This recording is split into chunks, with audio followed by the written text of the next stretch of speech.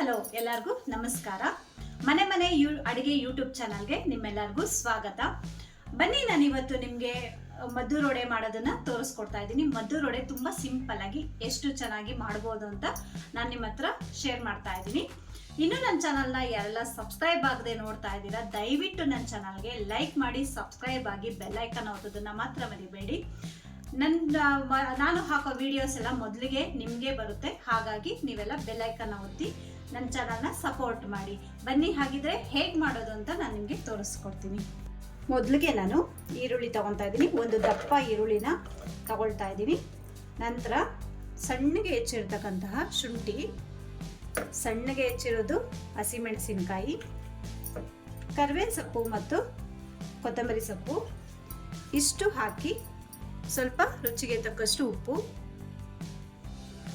ಉಪ್ಪು ನಾನಿಲ್ಲಿ 1.5 ಸ್ಪೂನ್ ಹಾಕ್ತಾ ಇದ್ದೀನಿ. ಇಷ್ಟು ಹಾಕಿ ಚೆನ್ನಾಗಿ ಕಿವುಚ್ಕೊಳ್ಬೇಕಾಗುತ್ತೆ. ನೋಡಿ, ಹೀಗೆ ಕಿವುಚ್ಕೊಂಡ್ರೆ ಚೆನ್ನಾಗಿ ಈರುಳ್ಳಿ ಎಲ್ಲ ಸಪ್ರೇಟ್ ಆಗುತ್ತೆ. ಮತ್ತೆ ಈರುಳ್ಳಿನಲ್ಲಿರೋ ನೀರು ಚೆನ್ನಾಗಿ ಬಿಟ್ಕೊಳ್ಳುತ್ತೆ. ಉಪ್ಪು ಮತ್ತು ಈರುಳ್ಳಿ ಮಿಕ್ಸ್ ಆದರೆ ಎಲ್ಲ ನೀರು ಬಿಟ್ಕೊಳ್ಳುತ್ತೆ. ಹಾಗಾಗಿ ನಾನಿಲ್ಲಿ ಸ್ವಲ್ಪ ಎಲ್ಲ ಚೆನ್ನಾಗಿ ಕಿವುಚ್ಕೊಳ್ತಾ ಇದ್ದೀನಿ. ಈಗ ನಂತರ ಇದಕ್ಕೆ ಇದು ಮೀಡಿಯಂ ರವೆ, ಚಿರೋಟಿ ರವೆ ಆಗಲಿ ಬನ್ಸಿ ರವೆ ಆಗಲಿ ತಗೊಳ್ಬಾರ್ದು. ಇದು ಮೀಡಿಯಂ ರವೆ ಹಾಕ್ಕೊಳ್ತಾ ಇದ್ದೀನಿ. ಚಿರೋಟಿ ರವೆ ಹಾಕಿದ್ರೆ ತುಂಬ ಸಾಫ್ಟಾಗಿ ಆಗಿಬಿಡುತ್ತೆ. ಹಾಗಾಗಿ ಕ್ರಿಸ್ಪಿನೆಸ್ ಇರೋದಕ್ಕೋಸ್ಕರ ನಾನು ಮೀಡಿಯಂ ರವೆ ಅಂದರೆ ಉಪ್ಪಿಟ್ಟಿನ ರವೆ ತಗೊಳ್ತಾ ಇದ್ದೀನಿ. ಮೀಡಿಯಂ ಉಪ್ಪಿಟ್ಟಿನ ರವೆ. ಇದಕ್ಕೇನೆ ಅದೇ ಅಳತೆಯಲ್ಲಿ 1 ಕಪ್ ಅಷ್ಟು ನಾನು ಮೈದಾ ಹಿಟ್ಟು ತಗೊಳ್ತಾ ಇದ್ದೀನಿ. ಈಗ ಅದೇ ಅಳತೆಯಲ್ಲಿ 1/4 ಕಪ್ ಅಷ್ಟು ಅಕ್ಕಿ ಹಿಟ್ಟು ತಗೊಳ್ತಾ ಇದ್ದೀನಿ. 1 ಸ್ಪೂನ್ ಅಷ್ಟು ತುಪ್ಪ ಹಾಕ್ತಾ ಇದ್ದೀನಿ. ಕಡಲೆ ಬೀಜ 2 ಸ್ಪೂನ್ ಅಷ್ಟು ಕಡಲೆ ಬೀಜ ಹುರಿದು ಸ್ವಲ್ಪ ತರಿಯಾಗಿ ಪುಡಿ ಮಾಡಿಟ್ಕೊಂಡಿದ್ದೀನಿ. ಇಷ್ಟು ಹಾಕಿ ಚೆನ್ನಾಗಿ ಮಿಕ್ಸ್ ಮಾಡಬೇಕು. ನಾವು ಇದಕ್ಕೆ ಎಷ್ಟು ನೀರನ್ನು ಕಡಿಮೆ ಬಳಸ್ತೀವೋ ಅಷ್ಟು ಮದ್ದೂರು ವಡೆ ತುಂಬ ಟೇಸ್ಟಿಯಾಗಿ ತುಂಬ ಚೆನ್ನಾಗಿ ಬರುತ್ತೆ. ಹಾಗಾಗಿ ಫಸ್ಟು ನಾವು ಉಪ್ಪು ಮತ್ತು ಈರುಳ್ಳಿ ಎಲ್ಲ ಹಾಕಿರೋದ್ರಿಂದ ನೀರು ಬಿಟ್ಕೊಳುತ್ತಲ್ಲ, ಮತ್ತು ತುಪ್ಪ ಹಾಕಿದ್ದೀವಿ, ಅದರಿಂದನೂ ಸ್ವಲ್ಪ ನಮಗೆ ಮಾಯಿಶ್ಚರೈಸ್ ಸಿಗುತ್ತೆ. ಹಾಗಾಗಿ ನೋಡಿ, ಈ ರೀತಿ ಚೆನ್ನಾಗಿ ಮಿಕ್ಸ್ ಮಾಡ್ಕೋಬೇಕು.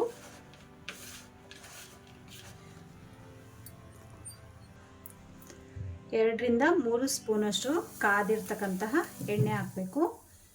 ಎಣ್ಣೆ ಹಾಕಿ ಚೆನ್ನಾಗಿ ಸ್ಪೂನಲ್ಲಿ ಮಿಕ್ಸ್ ಮಾಡ್ಕೊಳ್ಬೇಕು. ಇಲ್ಲ ಅಂದರೆ ಕೈಗೆ ಸುಡುತ್ತೆ. ಹಾಗಾಗಿ ಸ್ಪೂನಲ್ಲಿ ಮಿಕ್ಸ್ ಮಾಡಿಕೊಂಡು ನಾವು ನಂತರ ನಿಧಾನವಾಗಿ ಕೈಯಲ್ಲೇ ಮಿಕ್ಸ್ ಮಾಡ್ಕೊಳ್ಬೇಕು. ಹೀಗೆ ಮಿಕ್ಸ್ ಮಾಡ್ಕೊಳ್ಬೇಕಾದ್ರೆ ಸ್ವಲ್ಪ ನಮಗೆ ಹಿಟ್ಟೆಲ್ಲ ಹೊಂದಾಣಿಕೆ ಆಗ್ತಾ ಹೋಗುತ್ತೆ. ಈಗ ಸ್ವಲ್ಪನೇ ನೀರು ಹಾಕ್ಕೊಳ್ತಾ ನಾವು ಕಲಿಸ್ಕೊಳ್ಬೇಕಾಗುತ್ತೆ. ತುಂಬ ಒಮ್ಮೆಲೆ ನೀರು ಹಾಕಬಾರ್ದು, ಸ್ವಲ್ಪನೇ ನೀರು ಹಾಕ್ಕೊಳ್ತಾ ಕಲಿಸ್ಕೊಂಡು ಹೋಗಬೇಕು. ನೋಡಿ, ಈ ರೀತಿ ನಿಧಾನವಾಗಿ ಸ್ವಲ್ಪನೇ ನೀರು ಬೆರೆಸ್ತಾ ಕಲಿಸ್ಕೊಳ್ಬೇಕು. ಒಟ್ಟಿಗೆ ಜಾಸ್ತಿ ನೀರು ಹಾಕ್ಬಿಟ್ರೆ ತೆಳ್ಳಗಾಗ್ಬಿಡುತ್ತೆ ಅಥವಾ ಚೆನ್ನಾಗಿ ಬರೋದಿಲ್ಲ. ಹಾಗಾಗಿ ನೀರನ್ನ ಸ್ವಲ್ಪ ಕಮ್ಮಿನೇ ಬಳಸಬೇಕಾಗಿರೋದ್ರಿಂದ ಸ್ವಲ್ಪನೇ ನೀರು ಹಾಕ್ಕೊಂತ ಚೆನ್ನಾಗಿ ನಾದ್ಕೊಳ್ಬೇಕು.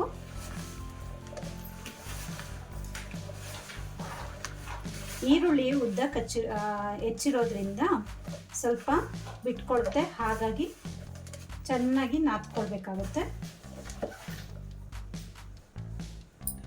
ಇಲ್ಲಿ ರವೆ ಹಾಕಿರೋದ್ರಿಂದ ರವೆ ಚೆನ್ನಾಗಿ ನೆನೆದ್ರೆ ಚೆನ್ನಾಗಿ ಹಿಡಿಯುತ್ತೆ. ನೋಡಿ, ಈ ರೀತಿ ಚೆನ್ನಾಗಿ ಕಲಿಸ್ಕೊಳ್ಬೇಕು.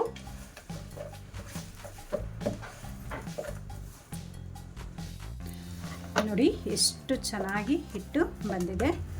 ಹೀಗೆ ಎಲ್ಲ ನೀಟಾಗಿ ಮಾಡಿಕೊಂಡು ನಾವು ಈರುಳ್ಳಿ ಎಷ್ಟು ಚೆನ್ನಾಗಿ ಹಾಕ್ತೀವೋ ಅಷ್ಟು ವಡೆ ತುಂಬ ಚೆನ್ನಾಗಿ ತುಂಬ ಟೇಸ್ಟಾಗಿ ಬರುತ್ತೆ.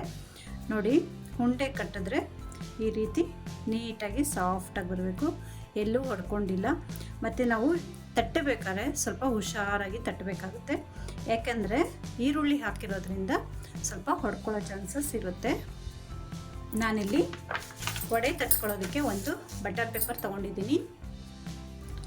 ಬಟರ್ ಪೇಪರ್ಗೆ ಸ್ವಲ್ಪ ಎಣ್ಣೆ ಹಚ್ಚಿ ನಂತರ ಒಂದೊಂದಾಗಿ ನಾನು ಇಲ್ಲಿ ವಡೆಗಳನ್ನು ತಟ್ಕೊಳ್ತಾ ಇದ್ದೀನಿ. ತುಂಬ ತೆಳುವಾಗಿ ತಟ್ಕೋಬಾರ್ದು, ತುಂಬ ದಪ್ಪನೂ ತಟ್ಕೊಳ್ಬಾರ್ದು. ಒಂದು ಮೀಡಿಯಮ್ ಹದಕ್ಕೆ ನಾವು ಇಲ್ಲಿ ನೀಟಾಗಿ ವಡೆಗಳನ್ನು ತಟ್ಕೊಳ್ಬೇಕಾಗುತ್ತೆ. ಬಟರ್ ಪೇಪರ್ ಇಲ್ಲ ಅಂದರೆ ಎಣ್ಣೆ ಕವರ್ ಇರುತ್ತಲ್ಲ, ಎಣ್ಣೆ ಕವರಲ್ಲಾದರೂ ನಾವು ಅಥವಾ ಬಾಳೆ ಎಲೆಯಲ್ಲಾದರೂ ನಾವು ತಟ್ಕೊಳ್ಬೋದು. ನೋಡಿ, ಇಷ್ಟು ಅಗಲ ತಟ್ಕೊಂಡ್ರೆ ಸಾಕು. ನೋಡಿರಿ, ಬಟರ್ ಪೇಪರಲ್ಲಿ ನಾವು ತಟ್ಟಿರೋದ್ರಿಂದ ಎಷ್ಟು ಸ್ಮೂತಾಗಿ ಎಷ್ಟು ಚೆನ್ನಾಗಿ ಬರುತ್ತೆ.